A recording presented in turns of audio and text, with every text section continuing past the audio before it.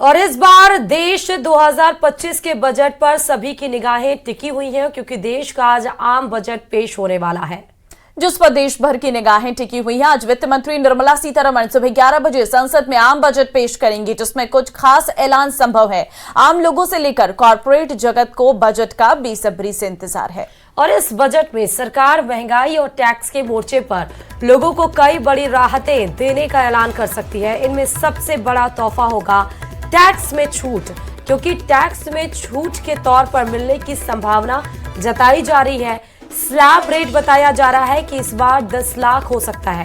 हालांकि पिछली बार जब बजट आया हुआ था तो ये उम्मीद पर झटका जरूर लगा था, लेकिन इस बार क्योंकि दिल्ली का विधानसभा चुनाव भी है 5 फरवरी आज से 4 दिन के बाद, तो इसलिए माना जा रहा है कि इस बार का बजट काफी ज्यादा अहम होने वाला है। 8वीं बार वित्त मंत्री निर्मला सीतारमण आज संसद में बजट पेश करेंगी।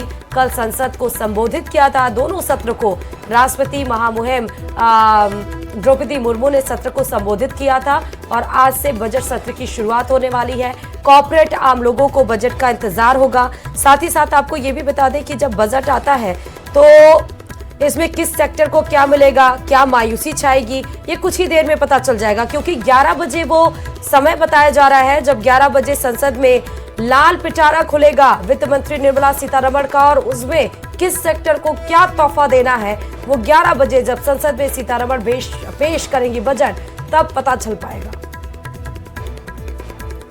तो फिलहाल जानकारी इस वक्त हम आपको दे रहे हैं। टैक्स में छूट के साथ ही कई ऐलान संभव माने जा रहे हैं। आज का खास दिन और आज सभी की निगाहें टिकी रहेंगी वित्त मंत्री निर्मला सीतारमण के भाषण में कि किस तरीके का आज वो बजट जो है वो पेश करती हैं और किसकी झोली में क्या जाएगा, किसको मायूसी हाथ लगेगी, कुछ ही समय बाद आपको सामने आ जाएगा। देश का आम बजट पेश होने में अब बस चंद घंटे बचे हैं। 1 फरवरी को वित्त मंत्री निर्मला सीतारमण संसद में वित्त वर्ष 2025-26 का बजट पेश करेगी। इसमें मिडिल क्लास पर टैक्स का बोझ कम किया जाएगा या निम्न आय वर्ग के लिए क्या खास रहेगा, किस सेक्टर पर अधिक फोकस किया जाएगा, कई सवाल के जवाब आज आपको मिल जाएंगे। लेकिन देश के हर सेक्टर को बजट 2025 से बहुत सारी उम्मीदें हैं।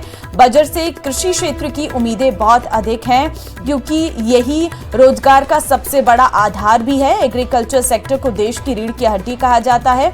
ऐसे में देखना होगा कि किसानों की झोली क्या सरकार इस बार भर देती है।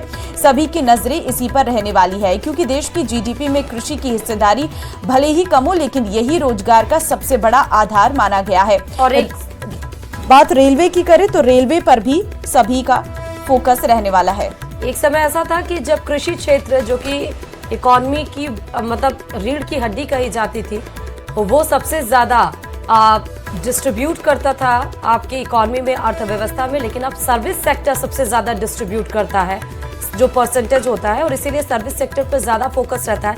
क्योंकि जिस तरह ममता ने बताया कि कृषि क्षेत्र में क्या कुछ होता है, किसानों की झोली में क्या जाता है, तो जब बजट आता है तो मिडिल क्लास की निगाहें सबसे ज्यादा टिकी रहती है कि उसको क्या कुछ मिलने वाला है।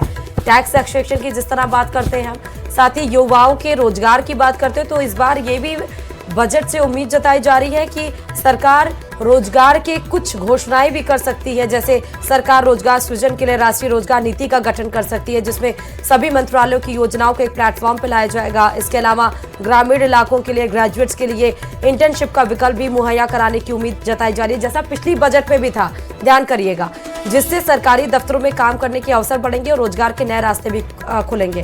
टैक्स की हम बार बार बात करें तो टैक्स में बम्पर छूट मिलने के आसार है, जैसे कि केंद्र सरकार नए रिजीम में 10 लाख रुपए तक के सालाना इनकम को टैक्स फ्री कर सकती है, और वहीं 15 लाख से 20 लाख तक के बीच की आमदनी को 30% की जगह 25% भी कर सकती है।